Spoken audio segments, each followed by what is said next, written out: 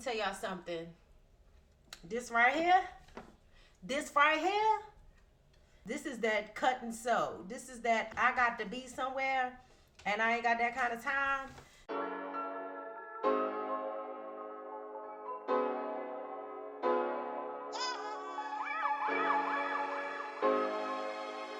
Hey y'all, it's your girl Whitley Mone't, and welcome back to the Dress Your Identity channel, where we understand our assignment and dress accordingly. Today the assignment is baby shower, purple butterfly themed baby shower. And I had a look previously designed for this, but I'm not going to be able to wear that due to a recent emergency surgery. I don't think it's the wisest thing to wear a corset while my incisions are still healing. So I put together a whole nother look that'll be a lot more comfortable, all knit fabrics. I've already drafted my patterns for my pants. The top, I don't even have a pattern. It's giving cut and sew. I'm gonna use a previous bodysuit that I made roughly for the pattern. And I'm just like literally gonna cut, sew, put it together, put the look together and run out of the house. All right, let's get into the video. Shout out to my fabric stash for providing me with just about 1.5 yards of purple fabric. I figured I may have just enough for these pants, and this is the design that I'm going for. I've had this saved on my Pinterest board for some time, and I absolutely love it. My favorite part about it is the sash in the front. Now, I fully understand that this is not the same type of fabric as the original pants, but baby, that wasn't the goal, to have the same exact thing. It was to have something similar. And so I used a pair of pants that I have with the same type of fabric as this purple, the same type of knit, the same amount of stretch, and I created a pattern with it. And now you see me cutting around that pattern. Now that extra fabric that you see me throw to the side, that's what I'm about to use next to make that sash. But before then, we gotta change out these threads.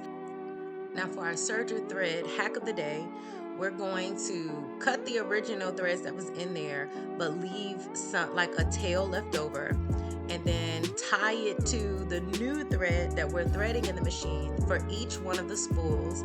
And then I turn my tension down to 0 on the spools that I have on. As you notice, I don't have all 4 spools loaded on here. I only have 1, so I remove one of the needles. And then when I put my tension on 0, pull it all the way through. Boom, you rethreaded your machine, and change my tension back. This is that extra fabric that I had left over after cutting my pants pieces. That's what I'm going to use for the sash across the front. I literally just took the bottom piece, which was the longest piece, put it in the middle, and then put the 2 side pieces on the side. And I had to cut it to make sure they were like even rectangles. I think I've used almost all of that fabric, which makes me happy. I don't like a lot of, waste, if I could avoid a lot of waste. So we have 3 pattern pieces, the front pants, the back pants, and then the sash that I just freehand and use with extra fabric left over. So next up, I'm going to take the front pair of pants, and I'm just going to use my serger and sew down the front. My pattern paper is better than yours. And then we're gonna come back.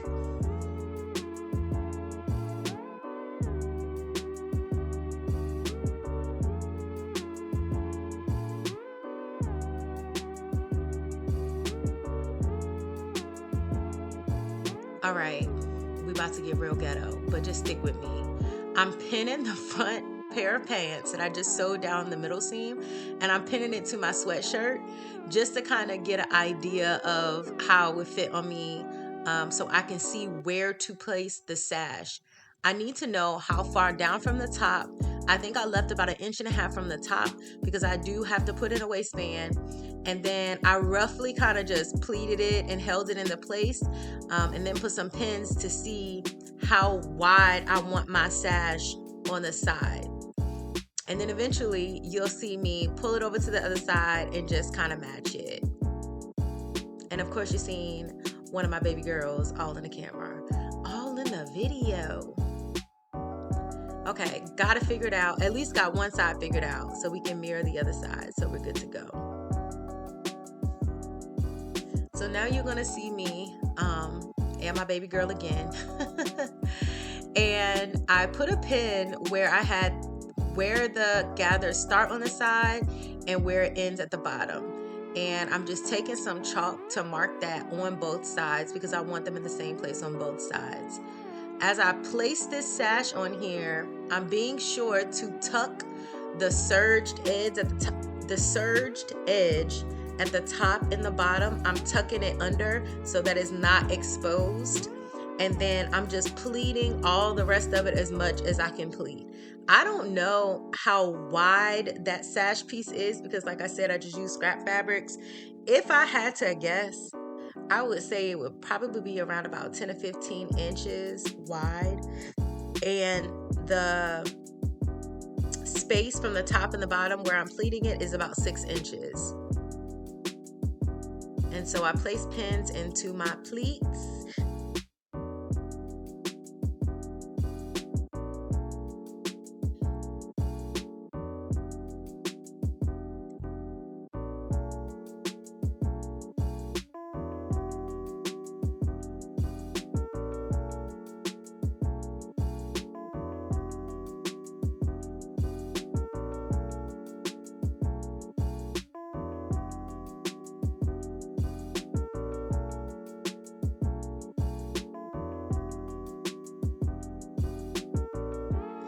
Now for the other side, here's the key.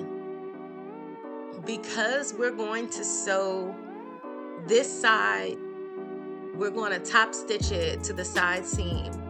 I still want to pleat it like I did the first side, but when I baste it, I'm going to use some thread in a second and baste it, some contrasting thread. I want to baste it about 1.5 to 2 inches away from the seam so I can still sew the side seam of the pants together, but I can keep the sash where I want it. And so right now you're going to see me putting pins into all the little hand pleats to keep the sash where I want it.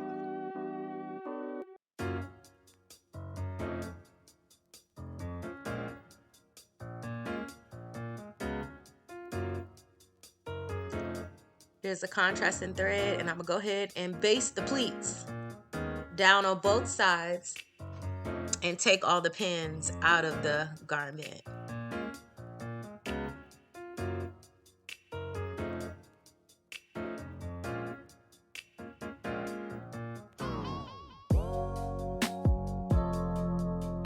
I want to make sure that the pleats are kind of even as I can get them. And now you're seeing me baste the other side, but again, you want to be sure that it's at least 1 inch or 1.5 inches away from the side seam.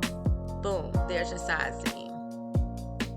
All right, now we're going to take the back piece, and first things first, we have to sew down the center back. And you see my lovely pattern paper again.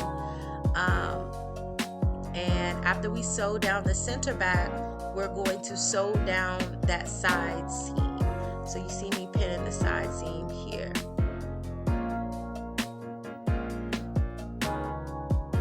Does anybody else use their old Christmas wrapping paper as pattern paper, or am I the only one? Like legit, most of the wrapping paper that we buy has the 1-inch grid on the inside, which I find is perfect for using for pattern paper. And then I even get the brown paper, like wrapping paper sometimes, and I love that too. Now granted, it does tear kind of easy, you have to be a little delicate with it, but I've been using that for some time, like when I run out of my other pattern paper, and it gets the job done. Maybe that's another life hack. If you haven't tried it, you should try it. Okay, side seam done.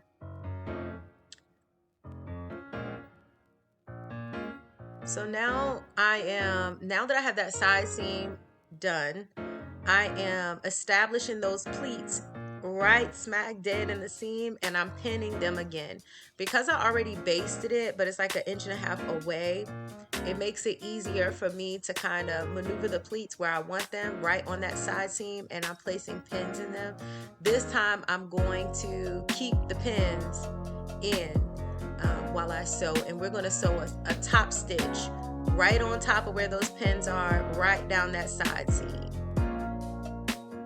This is going to allow that piece that's hanging from the side, that the sash has that piece that hangs from the side. This is going to allow it to hang from the side. The other side of the sash, we're going to sew into the side seam, but this one needs to be top stitched on the outside. So I quickly just check the back, take out that basting stitch, make sure I caught it where I needed to catch it. There's no crazy bunching or anything going on the inside of the garment. And then we remove all the pins. Now we're going to go ahead and sew the other side seam together, which is going to close both sides of our pants.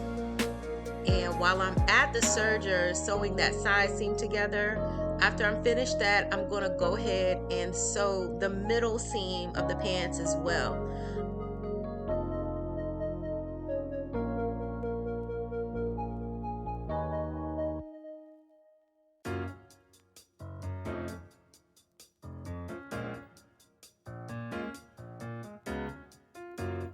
Now as I sew down the side seam where the sash is sandwiched in on the side seam, I want to be sure that it's not all janky on the inside. I want to be sure that it's exactly where I need it to be, and there's like no extra pieces of the sash caught in that side seam where it doesn't need to be, because then seam ripping that or even doing that to begin with could just jack up your pants completely. And this is all the fabric that I have for these pants.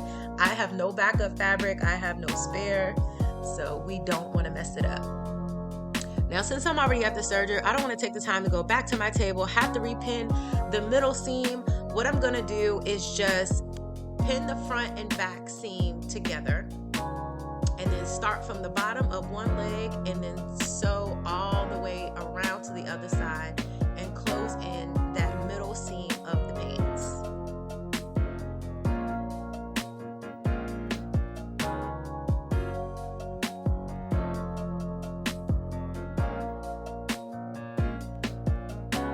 I like these. I think these are very cute. I do have shorts on underneath this, so you know, that's that. But I like these. I think it's definitely going to serve the purpose. I'm wearing pink shoes with these. This is going to be so cute. So cute. I think for the hem, I'm just going to serge the bottom. But look at this, y'all. I love this. But I love this little sash in the front. Now, I did have to adjust it. When I first put it on, it was like this, like straight up. And I was like, nah, baby. Come on down a little bit.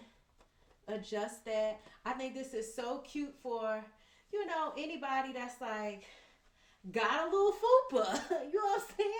Because some of us thick 2024 women got a little fupa, and that's okay. But you know, if you feel like you want to conceal it a little bit, this is the way to go. I love the ruching right here. Y'all like my pants? Y'all like my pants? These are cute. And it's dragging the ground. Drag the ground. Drag the ground. Okay, I'm having too much fun. Let's finish off these pants, y'all. After pre-measuring my elastic, I'm going to take it to the sewing machine and attach the ends. I'm going to use the method where you do like an X and then sew around in a box.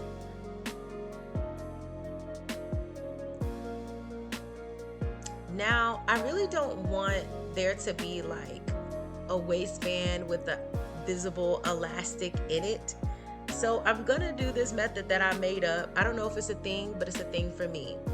And I'm gonna serge the top edge of the pants and the elastic together with the elastic inside the pants. And then after I serge it, I'm gonna fold it down inside on itself, and it's gonna look like an invisible elastic inside the waistband. Like you're not gonna be able to see the elastic. And I just love that look. It's so clean to me. And so that's the way we're gonna do this.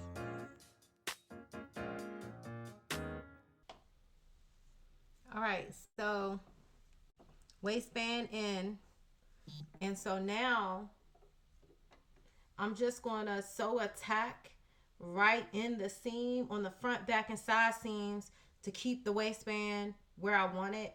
And that's it for the waistband. But since I'm here, I might as well serge the bottom, maybe the hem. Yep.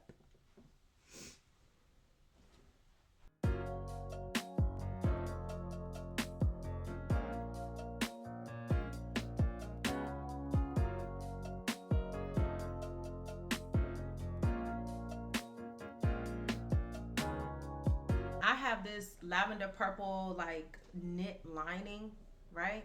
And it's stretchy. I'm probably gonna make just like a long sleeve mock neck top out of this, similar to the polka dot one that I made for Thanksgiving. It's giving this, and we just gonna go with it, and we'll come back and do that because we don't have very many options. One time for the fabric stash coming through for the kid, because I definitely pulled this fabric out of nowhere. Now I'm sewing this the day of the baby shower, and I'm pressed for time, so no measurements needed. I'm going to use this self-drafted bodysuit to draft me another top with this fabric. And you're going to see me give some extra ease because this fabric doesn't stretch as much as a polka dot top, but we gonna make it work. And then I'll take the front of the purple top that I just cut and use it as a pattern for the back.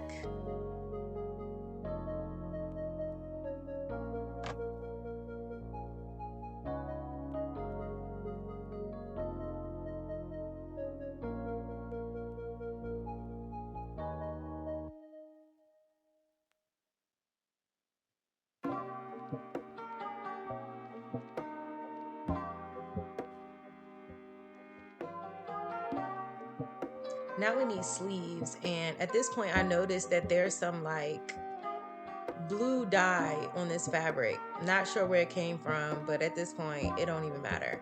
So I take the sleeve from that polka dot top, and because of the blue dye, I already know that we're not going to have long sleeves between that and the fact that I don't have a lot of fabric.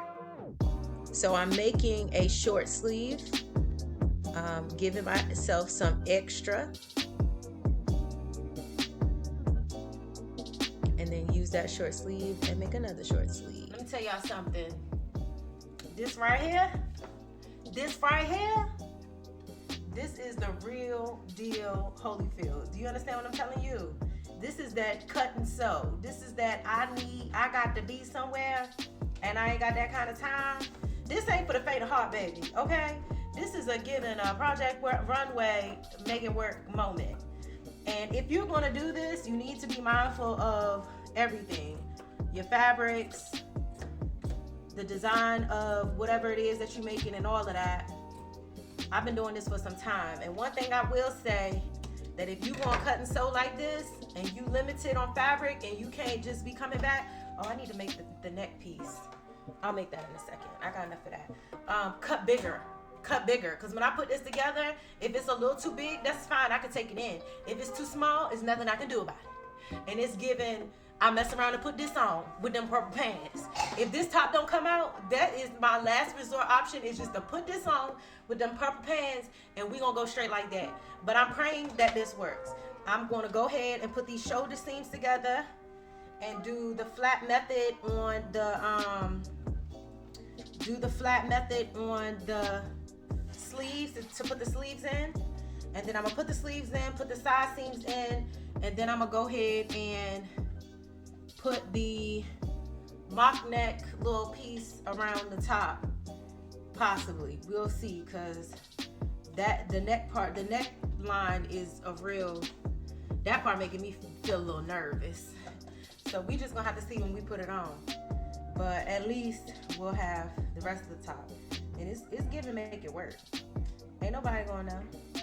I promise y'all, it's when I do this that I go places. Not that I'm trying to get compliments or I do it to get compliments. I do this because this is what I want to do. It makes me feel good. But when I just be throwing stuff together and cutting and sewing like this when I get the most compliments. I kid you not. And people be like, oh my gosh. I told y'all a few videos ago, I'm trying to stop doing this, like for real. But it just be happening, so. Let me go ahead and whip this together real quick, y'all. I don't have a lot of time, so when we come back, I might be just trying it on. And then that's that on that. And just like that, we got a top. Since I already told you guys how I was going to put the top together, I really wanted to show you just the neckline portion. Once I tried this on, I realized that the neckline needed to come down like 1.5 inches, and also I wanted to shorten my sleeve some to be more like a cap sleeve and not so much of a short sleeve. So I'm chopping off a little bit of the sleeve. I've already taken the neckline down 1.5 inches. I used some basic measurements from my prior bodysuit to figure out how high I wanted the mock neck, and that's what I'm cutting out now. And I'm cutting out just a rectangle, and then I placed it around my neck to establish how tight I wanted it on my neck. I'm using the bottom portion to measure out the neckline on the shirt, and I'm gonna put a pin there as well, and then connect the two. It looks like a weird diagonal, but once you sew it together, you'll never notice that. Pin the neck piece inside of the top, sew it around, and you got a mock neck cap sleeve crop purple top. All right, y'all, this is the final look. This is what it is. Baby shower, ready to go, okay? All right, we got the purple top, purple pants, we going all purple. We got pink shoes, pink loafers, and purple. And so, tell me what you think. Tell me how you feel. I like the look. I think it's cute. I really wish I would have made this top like a bodysuit, but it's cool. It is what it is. It's gonna make it work today. And I found these earrings that I had bought for a whole nother outfit, but it's gonna go with this today. A little makeup, headband. I made a quick headband to match the top because I wasn't expecting to wear my hair like this, but it is what it is. Love y'all.